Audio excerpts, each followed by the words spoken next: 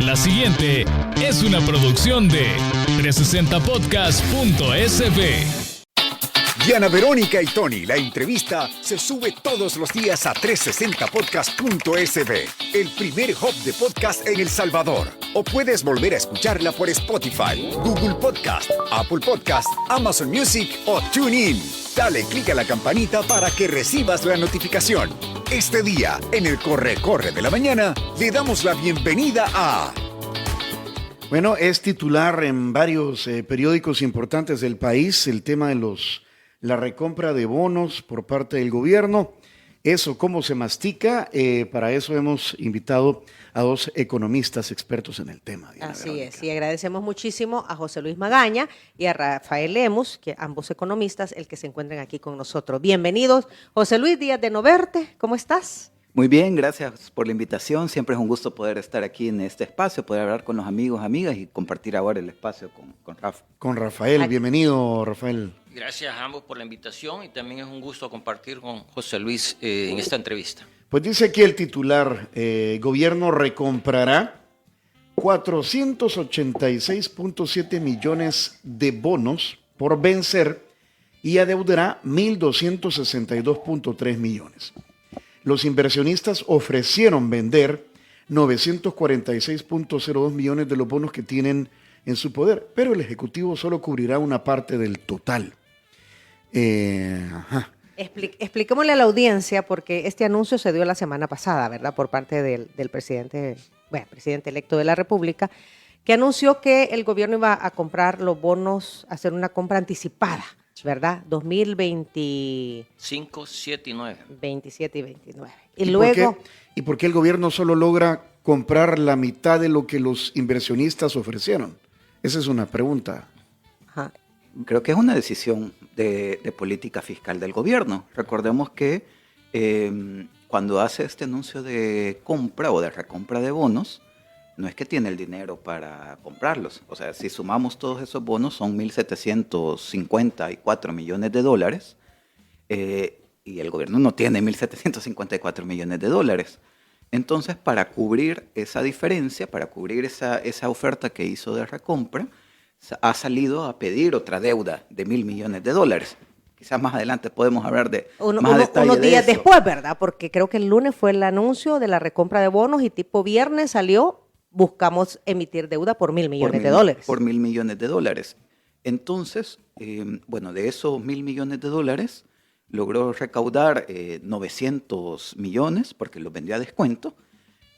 ¿Qué es vender a descuento, José Luis? Significa, cuando estamos hablando de bonos, estamos hablando básicamente de unos papeles de deuda que el gobierno sale a vender en el mercado financiero.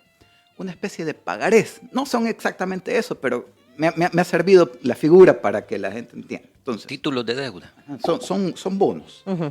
Entonces, esos papeles de deuda salen al mercado financiero y los inversionistas lo que hacen es comprar esa deuda. Entonces, si es un papel que dice que vale 100 dólares, si sale normal en el mercado, el inversionista le tiene que dar al gobierno 100 dólares. ¿Sí? En cambio, cuando se dice que salen a descuento, significa que ese papel dice que vale 100 dólares, pero el inversionista no le da al gobierno 100 dólares. Le da al gobierno, en este caso fueron 89 dólares. Ok. Te lo compro, pero no a 100, te lo compro a 89. Pero vos me vas a pagar la tasa de interés y me vas a pagar todo como que si te lo hubiera comprado a 100. ¿Y la tasa de interés cuál es? ¿Es alta, mediana, elevada? Es bastante alta. O sea, el que dice el papel es del 9.5%, pero 9.5% aplicado a los 100, ¿sí? Pero como al gobierno no le dieron 100, sino que le dieron 89, cuando va a hacer los ejercicios ya en el tiempo, estamos hablando de una tasa del 12%. ¿Sí? O sea, es una tasa altísima, la tasa más alta que en algún momento ha emitido deuda el gobierno salvadoreño. Pero era la forma de poder venderlos. Era lo que los inversionistas le dijeron, mira, si querés dinero, pues esto me tenés que pagar, porque viendo las condiciones financieras en las que estás, me estoy arriesgando en darte este dinero y por lo tanto, así como es el riesgo, así te voy a cobrar la tasa de interés. Rafael, ¿quieres agregar algo más para aclararle a nuestros oyentes de qué estamos hablando? Quizás Yo creo que el gobierno tiene como varias preocupaciones y en concreto necesidades de dinero. Para cerrar este año se necesita cerrar la brecha del presupuesto, que son como 340 millones de dólares. Tenés que enero próximo pagar otros 350 del bono 2025, que ahí finaliza. Entonces solo ahí tenías casi 700 millones de dólares.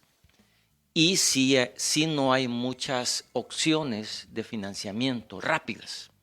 O sea, un préstamo con un organismo toma tiempo, etcétera. ¿Y el mercado local? Ya lo tenés bastante saturado. Que son ¿verdad? los letes y los CETES. Sí, y has emitido otros bonos y el mercado local ya le sacaste bastante liquidez a los bancos, a los fondos de pensiones, que son los dos grandes operadores de inversión. Entonces ya no tenés a quién más exprimir así cantidades de 700, 500 millones, no hay muchas en el país. Entonces el gobierno ideó salir con esta recompra de bonos como una manera de ahorrarse, porque ese es el fin, y levantar los precios. Ya la operación concreta es como la ha descrito José Luis, que es tasa alta, cupón 9.25, pero efectivo 12%, que es carísimo. Entonces, no te vas a ahorrar, porque en los cálculos que yo he hecho, digamos, si solo fuera la operación de recompra y tú tuvieras el dinero, sí te ahorras 23 millones, porque ya los precios son un poquito, pero 23 millones en realidad no es el problema de El Salvador. O sea, no está ahí el kit del tema. El problema es que con este aumento de la tasa que efectiva, ahí sí ya el delta solo de intereses son 58 millones por la cantidad que has recomprado. Pero tenés un ahorro de 23, te quedan 31 más. O sea, subieron los intereses por la misma cantidad de deuda que recompraste. Pero ese es un aumento por año que vas a estar pagando extra al costo actual. El problema es que tú emitiste 1.000 millones y sobre eso vas a estar pagando un cupón de 9.25 por año. Entonces hay 513 extra que se va a sumar a la deuda, que el gobierno lo va a usar para otras operaciones, quizás el presupuesto de este año. Entonces eso ya es un aumento extra de 47 millones de dólares de intereses por año. En resumen, ¿qué es? La idea de ahorrarnos en la deuda, como se hizo en el año 22 de manera exitosa, este año nos va a salir más caro, no vamos a ahorrar, vamos a pagar más intereses y además subimos la deuda en 513 millones de dólares, que es más de 1,5 puntos del PIB. Además, esta deuda nueva emitida, si no mal recuerdo, lo que he leído es que es a 6 años. Sí, todas vencen en el 2030. Ajá, y en el transcurso del tiempo tiene condicionantes, además. Sí, tiene 3 condicionantes. El problema de eso es que agrava la situación, porque si tú no haces un acuerdo con el fondo, se activa una cláusula que es como penalización y la tasa ya no sería el cupón 9.25, sino que se pasaría a 16. Y además la otra condición, o sea, como alternativa, si no hay acuerdo con el fondo, entonces tienen que haber 2 mejoras de calificación de riesgo y para quitarte el aumento de la tasa. Pero como si no hay una u otra o no cumplen ninguna de las 2 mejoras, va a subir la tasa de estos 1.000 millones de dólares. Quiere decir que el 12 efectivo actual se te puede convertir en 16 como máximo. Y la otra pregunta es, vaya, si tú tenías necesidad de dinero, que es claro, ¿verdad? Que todos los gobiernos pasan por esto, ¿tenías opciones o no tenías opciones? Uh-huh. Yo considero que sí, tenía siempre la opción del Fondo Monetario, que era mucho más barata que todas. Pero te implica someterte a un programa de ajuste. Donde ya te exigen... Te exigen, además de la parte macro fiscal, uh-huh, te exigen la parte de gobernanza. Transparencia, rendición de cuentas, regulación de Bitcoin y supervisión, que yo creo que esa es la segunda parte, es la que el gobierno no quiere ceder. Detengámonos ahí. Esta es la segunda recompra que hace este gobierno. Es Tercera. Vaya, en la reciente yo escuché expresiones de economistas que decían que había sido una movida audaz. Sí. Inteligente. Rafael nos lo dijo a nosotros acá. Sí. Ajá. Yo desde el primer momento que con que tú te ahorras, 100 millones, te ahorras 100 millones. Y se ahorraron más de 250 millones de dólares. Ahora... y subieron los precios de los bonos, bajó el rendimiento, bajó el riesgo país. O sea, esa operación, por donde la vea, fue un éxito, la del año 22. Porque pagamos antes ¿verdad? Y eso significó, es buena señal, paga, es es buena una señal paga. de que podías pagar. Ajá. En este caso, ofrecieron 900, no me acuerdo cuánto, pero al gobierno solo le alcanzó para comprar la mitad. Pero es que esa ya, como dijo José Luis, es una decisión, porque a él le han dado 908 millones de dólares. De ahí en adelante, ¿qué hace con el dinero? Y es un tema bien propio O del sea, es gobierno. como cuando el banco te dice, mire, le doy un techo, una tarjeta de 10,000. No, espérese, yo solo la necesito de Es que, Tony, de 5. esa es la ventaja de emitir bonos, que te dan los cientos de millones de dólares y después tú decidís. Entran Mientras al que un presupuesto préstamo como del libre BID va disponibilidad. para energía. De acuerdo a temas de política fiscal, dijiste tú. Sí, de acuerdo a las decisiones que estén tomando los gobiernos. O sea, estamos hablando que si le entraron 905 millones de dólares al gobierno por esta emisión de bonos, y de eso va a ocupar 485 millones para esta recompra, significa que ahí le están quedando libres un poco menos de 513. 500 millones de dólares para incorporarlos al presupuesto y terminar de financiar otras brechas. ¿Cuáles serán? Eso ya es decisión que van a estar tomando las autoridades de política fiscal. O sea, el gobierno sí va a agarrar los 900 y algo. Ya lo agarró. Ya los tiene, Exacto, ya los exacto. tiene. Lo que pasa es que con eso va a pagar una parte de los bonos en la recompra y lo otro entra al presupuesto general de la nación. Sí. ¿Qué podría hacer con ese dinero? Una de las suposiciones es el ajuste del presupuesto general de la nación 2024. Lo que pasa es que ya el presupuesto del año 2024 necesita financiamiento de 345 millones de dólares. Y además en enero tú tenés que pagar lo que dejaste pendiente, que Ajá. son van a ser 99 millones. Entonces ya con esas dos cuentas te llega casi a los 500 O millones. sea, ya se te terminó. Ahí pues. se te quedó el dinero. Ajá. Que es necesario, ¿qué pasa con las conversaciones con el Fondo Monetario Internacional? Porque lo último que hemos leído es que siguen las conversaciones, que van están en buenos términos, o sea, hay optimismo, vaya, ¿verdad? Porque aquí la pregunta del millón es que en el Fondo Monetario es mucho más bajo el interés y el Totalmente. plazo es mucho más amplio también. Totalmente. Y eso nos conviene cuando tenemos un montón de deuda. Pero ¿qué se sabe de las negociaciones con el fondo? Lo que se ha, digamos, públicamente conocido es de que el gobierno ha tenido varios acercamientos, varias conversaciones, lo cual es como rutinario. Por ejemplo, en estos días están en la reunión anual de abril. Hay otra ya por octubre. Y entonces en esas reuniones asisten los funcionarios a esos informes y ahí hay una oportunidad de conversar. En otros momentos también asisten los funcionarios o por medio de llamadas o videoconferencias. Entonces sí hay una comunicación permanente. El tema, ¿por qué no se concreta? Ya es un tema de decisión política. Porque tú tenés que aceptar el programa. Y yo ahí es donde no le encuentro la razón, decir, por esta razón no nos conviene. No, yo no le encuentro un argumento para decirle no al Fondo Monetario. ¿Podemos y cumplir las condiciones? Pues que de hecho muchas de las condiciones que el Fondo Monetario ya venía diciendo, venía recomendando en varios de los informes que publicaba para el país, de hecho ya muchas el gobierno ya las había estado haciendo. Las que no logra cumplir son justamente las recomendaciones que tienen que ver con transparencia, con rendición de cuentas, con regulación de Bitcoin.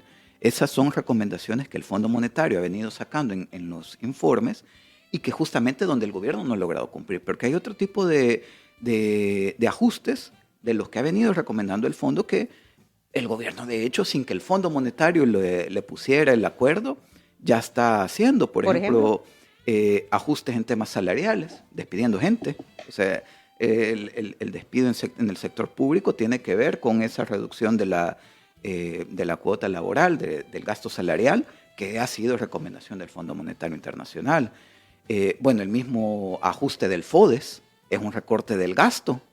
Ahora, la cosa es que esos ajustes en términos de recorte del gasto, más que ahorros al Estado, se están convirtiendo en fuentes de financiamiento para otros rubros. Uh-huh. Y ahí es donde creo que también entran un poco en contradicción estas negociaciones. Entonces, y es que de hecho, si vamos a ver, si analizamos, porque yo también creo que hay que tener perspectiva de quién es el Fondo Monetario Internacional. Y yo a veces coincido con el fondo, a veces no. Y coincido en los cómo, pero no siempre coincido en los para qué. ¿vea? Porque una de las cosas que dice el Fondo Monetario es que hay que tener las finanzas públicas ordenadas, hay que mantener una deuda sostenible, hay que tener capacidad de pago, y con eso yo estoy de acuerdo con el Fondo Monetario. Muchas veces, donde a veces estamos en desacuerdo, es cuando el Fondo Monetario pone como prioridad el pago de la deuda en lugar de algún tipo de gasto social. Ahí es donde a veces entro en ¿Cuánto asciende la deuda? Casi 20.000. 29.000. Ah, perdón, 30. En febrero de 2024 cerró en 29.995.4 millones de dólares. Ah, pues 30.000. Ok, ajustando. De esos... Ya con los intereses a esta fecha. De esos 10.756 millones han sido emitidos en los últimos 5 años. Es decir, que básicamente 1 de cada 3 dólares de la deuda pública total han sido adquiridos durante este gobierno. Eso me parece que también es importante ponerlo sobre la mesa, dimensionarlo, ¿no? Y solo para terminar este punto del fondo, me parece pero que al final de cuentas, las condiciones a las que ha emitido la deuda de estos 1.000 millones de dólares han sido todavía mucho más duras de las condiciones que le hubiera puesto el Fondo Monetario, no solo en términos de que tiene mejores tasas de interés, sino que además las condiciones que el propio gobierno se ha puesto para que no suba del 12 al 16 son todavía más restrictivas que las que el fondo les estaba pidiendo, por lo menos en términos de ajuste fiscal. Donde sí tiene la libertad de estos 1.000 millones de dólares es que no le está solicitando ajustes en términos de transparencia ni de regulación de Bitcoin. Eso hay que lo dejan decidir, que eso sí es lo que le solicitaba el Fondo Monetario. Uh-huh. El hecho que el país salga a los mercados internacionales con estos títulos y que te los compren o hagan esto que han hecho, ¿es positivo o negativo? No, lo que pasa es que habría que son dos operaciones para los amigos de la radio. Una es que el gobierno ha salido a recomprar su misma deuda. Uh-huh. Para que nos entendamos, esto es como cuando uno dice reventa, ¿qué es? Que estás vendiendo algo que tú tenés o que has comprado. Pero aquella recompra, ¿qué es? Algo que tú vendiste, que es deuda, y saliste a comprar tu misma deuda. Entonces es una recompra de deuda. Entonces, esa es una operación. Esa puede ser buena o mala. Nosotros hemos tenido buenas en el año 22. ¿En qué sentido? En que nos ahorramos capital porque el precio estaba bajo, salimos a comprarlo bajo y nos ahorramos la diferencia respecto del 100. ¿Ok? Hoy, ¿qué pasó? Siempre estaba al precio, pero por ejemplo, el bono que vence en enero del próximo año, el 2025, estaba como por 98 el precio. Estaba bueno. Sí, uh-huh. Estaba cercano a 100 porque ya va a vencer. Entonces, ¿qué pasó? ¿Te ahorraste ahí? Pues no tanto. Te ahorraste nada más. ¿Cuánto es esa parte? Poquito. O sea, ese caso fue solamente 14 millones. O sea, lo que quiero hacer ver es que, pero tuviste un incremento de intereses. O sea, sí te ahorraste en la compra de un solo, pero después vas a pagar más intereses, no un año. Todo lo que dure el bono. Si me queda más claro todavía. Entonces, este tipo de cosas pueden ser buenas o malas. Todo depende de las condiciones del mercado y cómo lo uses el dinero. De hecho, nosotros tenemos experiencia buena y mala hoy. Siempre, ¿y cómo lo vayas pagando? Siempre he visto que los gobiernos tratan de atenuar sus acciones con respecto a las recomendaciones que hace el Fondo Monetario Internacional, como que fueran muy duras. Pero tú dices que este gobierno ha ido incluso más allá con las medidas.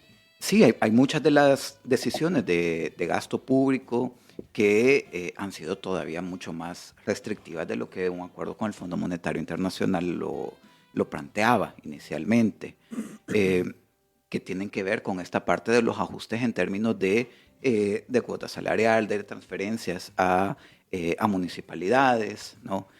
Que el mecanismo ha sido la centralización de todo, ¿no? Cuando el camino debería de ser por abrir la participación ciudadana en los mecanismos y abrir una mayor rendición de cuentas y de transparencia en los mecanismos de fondos hacia las comunidades, pero en lugar de eso se centralizó y se está recortando. Entonces ya llevamos un proceso de ajuste. Este gobierno ya lleva un proceso de ajuste un poco en ese sentido de recortes en gasto social. Si vamos a ver, por ejemplo, el programa de erradicación hacia la pobreza, las transferencias para las familias en extrema pobreza. Los adultos mayores. No, Otro rubro. Había Ok. otro que era una transferencia a personas en extrema pobreza, familias en extrema pobreza, bajo la condición de que los niños y las niñas asistieran a las escuelas. Red Solidaria 2, que después se Sí. llamó de otra Ajá. manera. Pues, eso tenía asignado 22.5 millones de dólares. Este año lo que está en el presupuesto es $500,000. O sea, has pasado de 22.5 millones a $500,000. Con $500,000 ya no te alcanza para financiar ese programa. O sea, estás pagando básicamente una oficina, salarios, pero ya no tenés ese tipo de Pero esa programa. situación no se contrarresta a través de otros rubros. Pregunto. Como no, Diana, han contratado un préstamo. Dos préstamos han tomado recientemente. Entonces, ese es el tema, ¿va? Que ellos ya no lo van a hacer con fondos de impuestos, sino con deuda. Hay un préstamo del BID por 75 o 100 y uno del Banco Mundial que van directamente a programas contra la pobreza. Son muy parecidos a lo que hizo Funes al inicio. ¿Te acuerdas? Unos programas contra combate a la pobreza, una cosa así, o no recuerdo el nombre que le pusieron, pero son básicamente para ayuda para jóvenes, gente en situación de pobreza extrema. Vienen un montón de mecanismos para Adultos mayores que no tienen familia. O sea, hoy van a pasar de no tener dinero a tener dinero, pero con deuda. Y ese es un gran problema, porque entonces se acaba la deuda, se acaba el programa. Así es. O sea, y no hay una pensada el otro tema estratégica. es que tú tenés un presupuesto de ingresos, veamos de ingresos. Digamos, número grueso, $7.500 millones de ingresos. No puedes destinar 25 millones para los de pobres extremos. Y como sí, 7.500 para otro montón de cosas. No. Prioridades es lo que Sí. ustedes dicen. Sí, Bueno, nuestra prioridad ahorita es desayunar. bárbaro. Para que siga la pensada, Y es tradición, ya es parte de este programa, el hecho de que el desayuno venga desde Panadería San Martín. Así es. Y le invitamos a que disfrute la semita de piña, que es una de las preferidas en Panadería San Martín, porque tiene un 15% de descuento. Así que disfrútala y endulza tu día. Puedes pedirla también a domicilio llamando al 2215-1515 o a través de la web www.sanmartinbakery.com.sb. Gracias, San Martín, por traernos o por mandarnos los desayunos. Con las amigas de Línea Rosa, la forma más segura de viajar para las mujeres. Contáctelas al 6200-4491 o a través de la Línea Rosa app. Seguridad, comodidad 24/7. Pausa, regresamos. Buen provecho.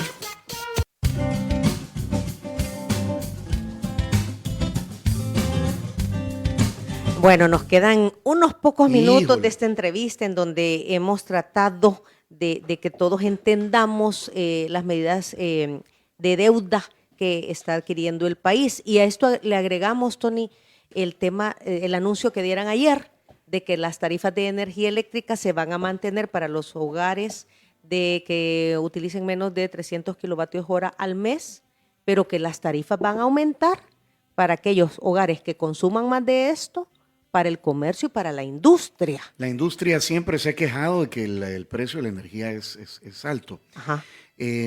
Con ese dato que acaba de dar Diana Verónica y tomando en cuenta que nos acompañan Rafael Lemos y José Luis Magaña, economistas, estamos ya a 17 de abril. ¿Cómo podrían calificar el desempeño de la economía de nuestro país en el primer trimestre del año? Bueno, los datos oficiales del primer trimestre se publican casi en junio, pero algo que sí podemos ver un poco con las estadísticas que hay disponibles, sobre todo las que se presentaron hace unas semanas, que fue el cierre del año pasado. Lo que vimos en primer lugar fue que hubo un ajuste del PIB del año 2022, se bajó $500 millones. Eso hace que el crecimiento del año 2023 sea del 3.5%. Pero si nos vamos a ver un poquito más allá de esa cifra global de crecimiento, vemos, y a mí algo que me ha preocupado, es ver tres sectores en particular. El sector de la agricultura, donde el año pasado creció 0.4%, y si nos vamos a ver el acumulado de los últimos 5 años, ha tenido una reducción del 2.2%. Entonces, la producción agrícola, en vez de estar creciendo, está disminuyendo, 2.2%. Y ojo, que no es que, o sea, ya sabemos que los gobiernos anteriores también tampoco le han apostado a la agricultura, pero aunque sea había un crecimiento pequeño, pero crecimiento. Sostenible en el tiempo, dices tú. Chiquito, Ajá. pero por lo menos, pero ahora el balance de estos 5 años es que ha disminuido la producción agrícola, 2.2%. Y también el sector industria, que también hasta el año pasado cerró con una tasa de crecimiento negativa del 3.4%. Eso quiere decir que la producción industrial el año pasado cayó con respecto a la producción industrial del 2022. Y de nuevo, si hacemos el agregado de los 5 años, ya la producción industrial ha caído un 9.2% en estos últimos 5 años. Alguien te podría decir, pues sí, pero esos 5 años tuvieron pandemia y el 2020 es un año totalmente atípico. Y el 2021 se recuperó. Pero tenés el efecto rebote. Por el efecto rebote. Ajá. Entonces, el balance neto, al final de cuentas, es negativo, tanto en agricultura como en industria. Y mencionaste dijiste un tercer sector. El tercer sector donde veo, y ahí sí hay crecimiento, es en el sector construcción, ¿verdad? Donde estas caídas que ha habido en agricultura y en el sector industrial se están compensando mucho con el crecimiento que hay en el sector construcción. Pero ahí hay que ver y evaluar cuáles son las condiciones que eso genera para la economía del país en el mediano y largo plazo. Porque al final de cuentas el sector construcción te puede aumentar la contabilidad del PIB de este año, ¿sí? Pero no te genera mayores capacidades productivas de mediano y largo plazo, ¿verdad? Por ejemplo, como lo que te podría dejar la industria, ¿no? Y además, el impacto ecológico que sí estamos viendo fuerte, que se está dando en el país a partir de proyectos de construcción, sobre todo de mega infraestructuras, proyectos residenciales e infraestructuras estatales bastante cuestionadas. Solamente el tema del famoso aeropuerto de la Unión, que si bien no han comenzado en sí las construcciones, pero ya hay maquinaria en el terreno, en la Unión, y hay ya retrocesos del manglar. Entonces, toda la apuesta por la infraestructura costera está teniendo un impacto ecológico importante en términos de la capacidad que tienen los manglares de absorción. Uh-huh. Entonces, esos 3 sectores me parece importante tenerlos presentes porque estamos hablando, cae la agricultura, cae la industria y todo se está, o buena parte se está compensando con el sector construcción que tiene estos otros impactos. Partiendo de lo que dice José Luis, Rafael, ¿será que la vocación es más aficionado este gobierno a apostarle a temas de tecnología, los bonos tokenizados, la ley de activos digitales, el mismo Bitcoin, que recuerdo que el Fondo Monetario Internacional les dijo, ya pues está bien. Al principio en un reporte creo que del 2022, cuando hacen la revisión del famoso artículo 4, dijo quítenlo. Pero ya para el del 2023 ya habían atenuado el lenguaje y hablaban de regularizar porque habían visto que nadie lo usaba. Sí, lo que pasa es que la preocupación cuando se lanzó este tema del Bitcoin era que moneda de curso legal y que ahí había un riesgo por la volatilidad. O sea, exponer los activos, o sea, el dinero de la gente a una moneda tan volátil generaba un riesgo cambiario que no lo teníamos y esa preocupación podía haber pérdidas o ganancias en la población. Esa era la preocupación del fondo, además de otros temas de fraude, o sea, seguridades, la confianza en la gente, etc. Pero el fondo dijo, vaya, ahora que ese ya no es un daño concreto, porque ya no se usa como moneda de curso legal, en realidad, aunque esté como ley, el problema es que han avanzado en el tema de activos digitales y ahí se requiere que se regule y se supervise de una manera más adecuada. Así como está la regulación de la bolsa de valores, vea que tiene un montón de candados, restricciones, etcétera. Algo similar, pero eso digamos que el gobierno no está avanzando al ritmo que desea el organismo. Quizás agregando lo de José Luis, yo creo que sí la economía ha tenido como un empuje por el lado de construcción, sobre todo este tema de edificios, departamentos, las inversiones turísticas y hubo también en los últimos meses un aumento de inversión pública. El problema ¿dónde está? En que, por ejemplo, uno de ellos, la inversión pública no va a ser sostenible, porque no va a haber dinero para tener ese nivel de inversión los siguientes ejercicios. Entonces se te va a venir la inversión en apartamentos.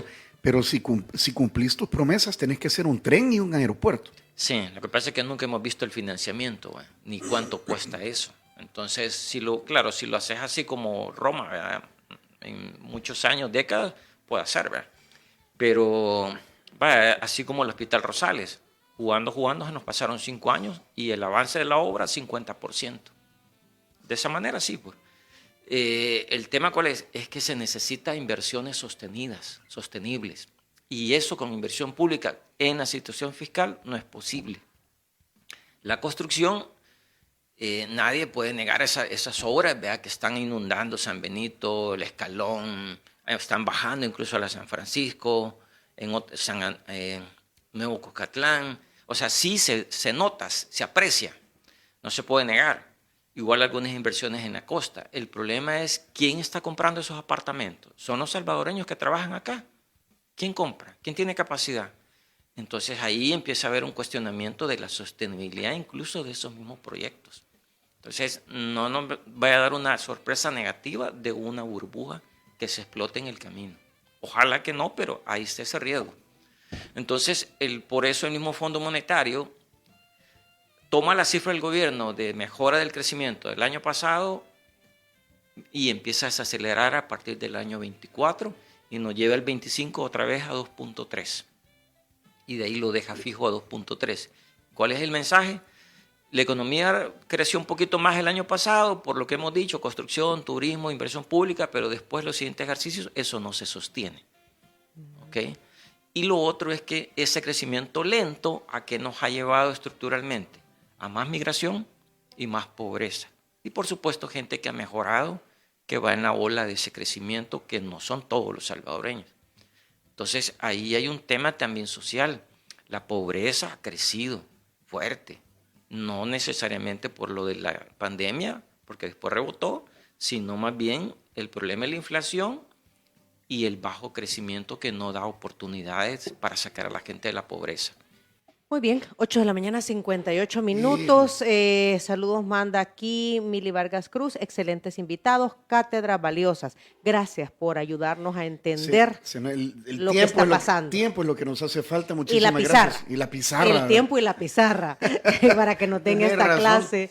Bueno, gracias José Luis. Rafael, muchas gracias por aclararnos este tema. Ojalá que haya sido de provecho para nuestra audiencia. Estoy seguro que sí. Exacto, lo que se trata es de entender, ¿verdad?, cómo está funcionando esto. Y si usted quiere escuchar nuevamente o quiere conocer los conceptos económicos que han emitido hoy nuestros amigos invitados economistas, pongan mucha atención a lo siguiente en 360podcast.sb.